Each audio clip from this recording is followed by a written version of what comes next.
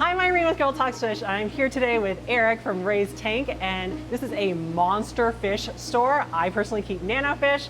I'm gonna pick Eric's brain here to tell me about my 5 favorite monster fish here, and maybe one that I would like to get one day when I upgrade my tanks. So first of all, we've got stingrays. So this is one of the stingrays. These are the pearl stingrays. They're one of the more common species we carry around here. This is a good beginner type of stingray when you have a smaller tank. Okay. They're not beginner fish, but they are good starting stingrays because they're only gonna get out 14 inches for a male. The male stays smaller than the females. Females right around 18 inches. But for the pearls, they're gonna be your best bet when it comes to keeping in a smaller tank, like 150 gallons, 120 gallons. The pearls, the male is gonna be your best bet to keep in that sort of tank. Do they need to be in a community like multiple stingrays, or can you just keep one? You can actually just keep one. They are social as well, so you can keep them in a group, but they don't exactly require groups as well. Okay. And how big of a tank are we talking about? At least 120 gallons. Mostly you're worrying about the footprint, which is 2x4. 120 gallons are usually built that size, but it's 2x4 that you want to start off with. Anything wider would be better, but that's kind of your minimum size you want to start off with. And I know nothing about stingrays, so are we still talking about normal tropical temperatures and water parameters? Yes, so your tropical temperatures are going to be at least around 80 degrees plus 82 degrees.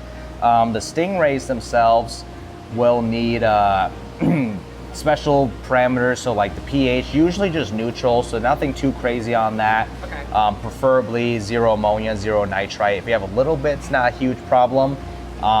Nitrates, that's what you're mostly looking for in any sort of cycle. You want just a tad bit of nitrates in there, nothing too high or not completely zero as well. And then what about diet? I think I remember you mentioning frozen shrimp and tilapia. Yes, they are also feeding off of frozen shrimp and tilapia. They will also feed off of earthworms, live earthworms as well. Okay. That's for very finicky stingrays. If they're not eating anything else, that is kind of your last resort to feed them that live earthworms, or live ghost shrimp is another thing we feed them as well if they don't eat anything else. Now you said arowana are one of the best-selling fish at your store, so tell me all about them. What does it take to keep one?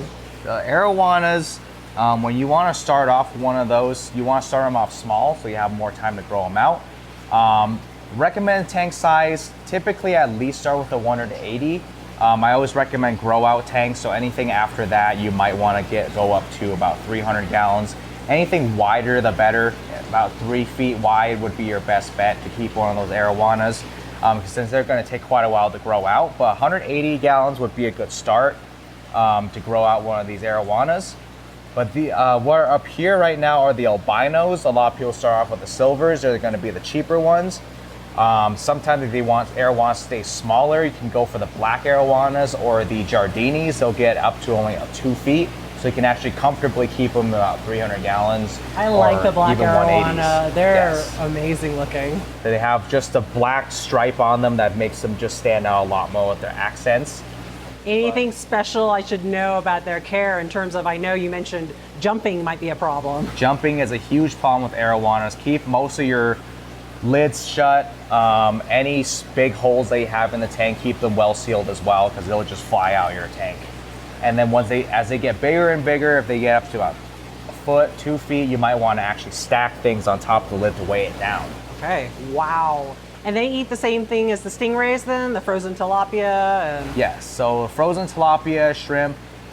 For silver arowanas, if they are young enough, it's better to train them onto floating foods, so they'll be freeze-dried krill. Just because they commonly have an issue called drop eye, where fat builds up on the top of their eyeball, force them to look down. So if you feed them more floating foods, it promotes them to look up more often. That way that the drop eye is less of an issue on them. It may still occur, but it's not as severe. But you did say the black arowana seemed pretty immune to the drop eye. Yes, the black arowana is completely immune to drop eye, so you don't even have to worry about them having any sort of drop eye. Plus they stay smaller. Jardinis as well, they're actually immune to drop eye as well. Now, I have always loved clown loaches, especially a large school of them like you have here. They just seem like playful puppies. They've got that striking color. Are they worth keeping? I think they're worth keeping. They can be kind of a pain to keep sometimes because they're scaleless, so they're more susceptible to ick. Some people have experience with them where they say they're ick magnets, are hard to keep. Okay. We haven't had too many issues with keeping clown loaches. They just need a big school, so you want at least a group of 5 or more. And how big of a tank would you need for at least 5? So for 5, you can actually start them off in about 40 breeder, 55 gallon or 75.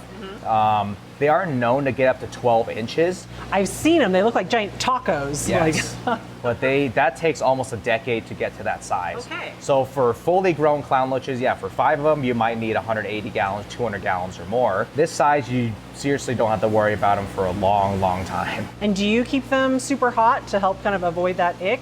I've heard some people keep them at pretty high temperatures. We keep them at least 84 degrees, Okay. Just to prevent any ick. We add a bit of salt in there as well, so the salt kind of helps with the Great. fight against the ick in case anything tries to pop up on them. They're really good for cleaning up any leftover food. They eat snails, I heard. Snails is one of the best things they clean up after. If you have any snail infestations or you just have a mystery snail that's breeding way too much, then you can throw all the babies in there and just watch them pile up on them and suck all the meat out the shells. It's entertaining to watch that for sure. Now, are they mostly mid-water, bottom dwellers? Like, what are they considered? They're more or less bottom to mid dwellers. They'll kind of swim around the middle sometimes. What would you pair them up with in the top half if you had a giant tank like you were saying? I would pair them up with, the clown loaches aren't bad with community fish, so you can put them with angelfish, your rainbows as well, all those things. Discus wouldn't be a bad choice if you just... Because they're both hot water, yeah. A small group of clown loaches. You don't want to do too big of a group because sometimes they'll get overconfident and start being slime coat suckers. So if you have too big of a group, it might be an issue down the line, but with smaller groups, you can keep them with community fish. Monster fish, you may be able to keep them with some South American cichlids when they get huge. Even then, you could keep them with the medium-sized monster fish. So you can talk about South American gar, Odo pikes, other pike cichlids as well, depending on their aggression. But you can keep them with similar-sized fish. Awesome. So speaking of hot water fish, tell me about the discus. Are they as hard to care for as people say they are? They are pretty difficult, definitely not a beginner fish for sure. It's more for people that have kept fish around for a while, but the better thing that we have with these discus is that we don't use any RO water. So we actually start them off in just standard like tap water with your conditioner and everything. So that way, for people, a lot of people don't have RO systems, so it'd be a lot easier of a transition for them. And then for people that do have RO water, that would also transition pretty smoothly compared to going RO to non-RO water. That'd be very rough for the discus. And they get to about like, what, saucer plate size, right? Yeah, right around typically about the size of your hand from finger to finger.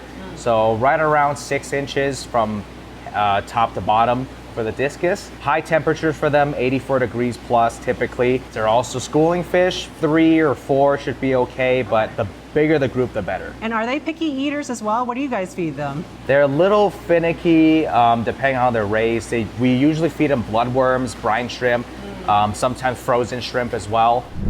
Number 5 is your favorite, and the one that you recommend to beginners, the biker species. The biker. That's the official way that Eric says it. Tell me all about them. So for beginners, I always recommend the Senegalis. That's the most common species, the one that's going to stay the smaller. Are they the ones that are here? Are these the Senegalis or what? These aren't the Senegalis. These aren't the best beginner ones. It's good for a monster tank for sure. They're still fairly tough if you want to start a beginner monster tank. I don't think these would be a bad idea either. Senegalis, they tend to be the most active as well. They're gonna stay the smallest. Same thing with other bikers, they're social. They like to dogpile on top of each other. That's why I really like the biker species. You can get a group of them. And they're fine solitary as well, but I like the group just because they do a whole dog pile and they'll squish themselves into little hiding spots. Yeah, I can see one kind of squished right here next to a very vigorous catfish. And they're very social with other fish as well. They'll stick around with catfish, They'll sit next to clown loaches. They'll sit with almost anyone. So they're pretty tough. So they'll actually go up to a pretty wide range of temperatures. They can go up to 84 degrees, even 86.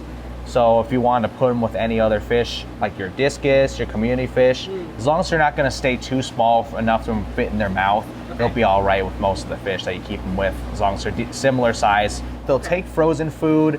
They'll also take pellets as well, so in case you don't want to prepare frozen food all the time, they won't actually eat pellets. They're not super picky. They're almost like catfish with their amount of food. They'll just eat. They'll eat almost anything that falls to the bottom of the tank as long as it's food.